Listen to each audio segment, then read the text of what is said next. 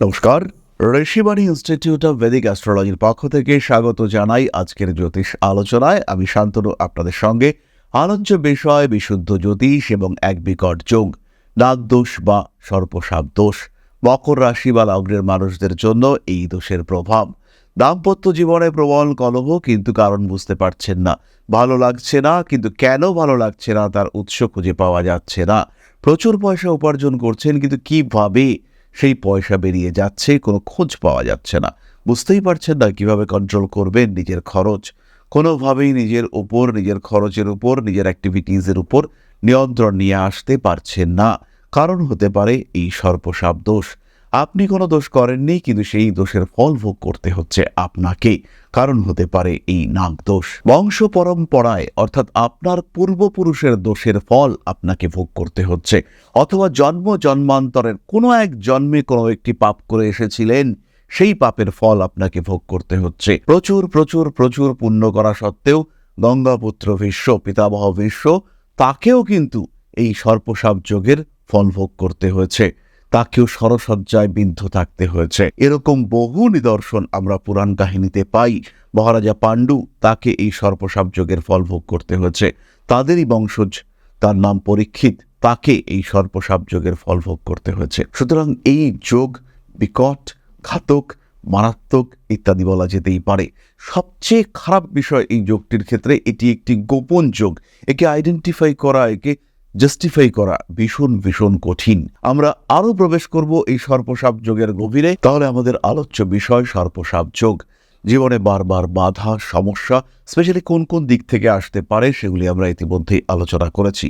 স্বামী স্ত্রী সম্পর্কিত সমস্যা, বংশ বিস্তারে বাধা, পরবর্তী প্রজন্ম সন্তানের শরীর স্বাস্থ্য নিয়ে সমস্যা, ব্যবসায় প্রবল বাধা, কর্মক্ষেত্রে অস্থিরতা, এবং তার চেয়েও বড় বিষয় হলো তীব্র শারীরিক সমস্যা।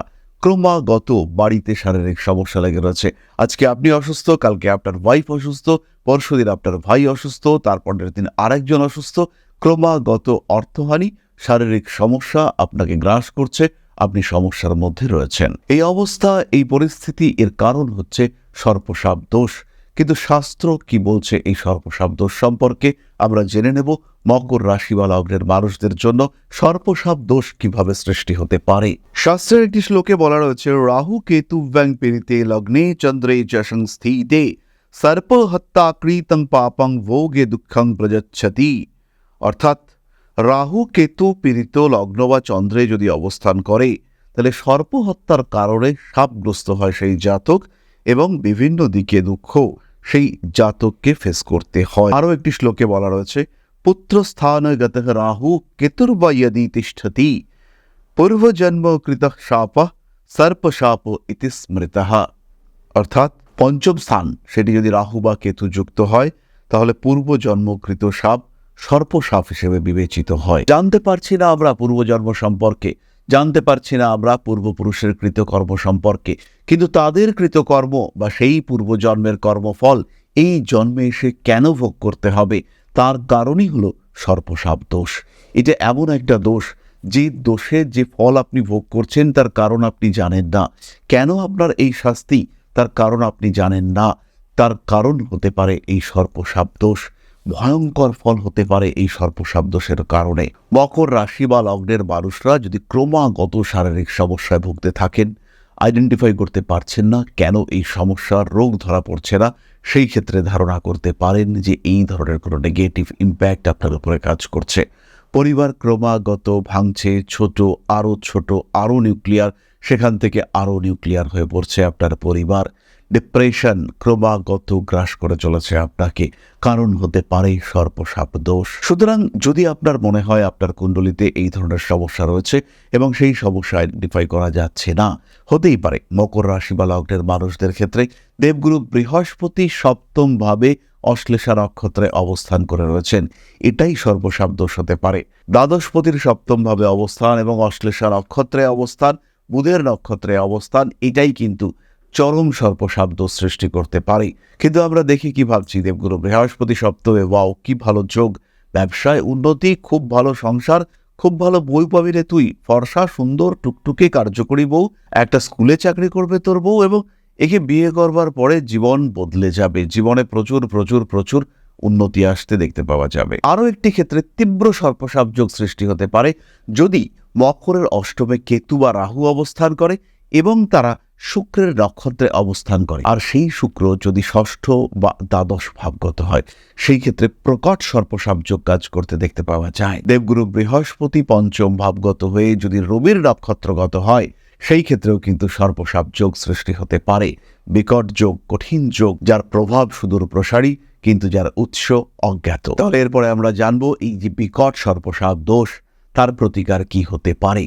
জন্মকুণ্ডলিতে বহু বাধা, বহু গোপন দোষ, গোপন যোগ এগুলো কিন্তু লুকিয়ে থাকে। আর এই দোষ বা যোগ সম্পর্কে আপনারা জানতে পারবেন সরাসরি আমার কাছ থেকে, কারণ প্রত্যেক মঙ্গলবার আমি থাকছি সন্ধ্যাবেলা লাইভে।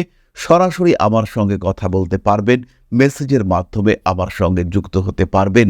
লাইভে আমরা থাকব প্রত্যেক মঙ্গলবার সন্ধ্যাবেলা সন্ধ্যে 6টার পর থেকে আমরা লাইভে থাকব এবং আমাদের কাছ থেকে সরাসরি আপনার প্রশ্নের উত্তর আপনারা জানতে পারবেন শুধুমাত্র একটা মেসেজের মাধ্যমে। লক্ষ্য রাখুন আমাদের প্রত্যেকটি চ্যানেলে আমরা থাকব প্রত্যেকটি চ্যানেল থেকে একসঙ্গে লাইভে। তাহলে এবার আমরা জানবো এই সর্পসাপ দোষের প্রতিকার কি হতে পারে।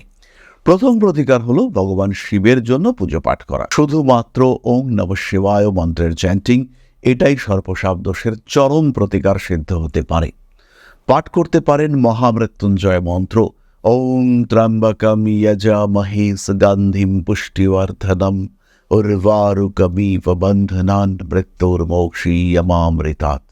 এটাও কিন্তু সর্পসাপ দোষের তীব্র প্রতিকার সিদ্ধ হতে পারে। এগুলি ছাড়াও আরও বেশ কিছু শ্লোক রয়েছে যেগুলো শাস্ত্রীয় শ্লোক, আমি আপনাদেরকে শেয়ার করছি। যদি শুনতে অসুবিধা হয় সেই ক্ষেত্রে সরাসরি আমাদের নম্বরে মেসেজ করলে এই মন্ত্রগুলি আপনাদেরকে পাঠিয়ে দেওয়া হবে। প্রথম শ্লোকটি হলো অনন্তম বাসুকিম শেষম পদ্মনাভম চ কম্বলম শঙ্খপালম ধৃতরাষ্ট্রম তক্ষকং কলিয়ং তথা এতানি নাগনামানি ইয়ঃ পঠিন্যত শুচি সর্বভয় বিনির্মুক্তো নাগলোকং স্বগচ্ছতি। ঠিক এমনই আরও একটি শ্লোক রয়েছে, নমঃ শিবায় নাগেশায় নাগভূষণধারিণে নাগশাপ বিনাশায় নাগনাথায় তে নমঃ।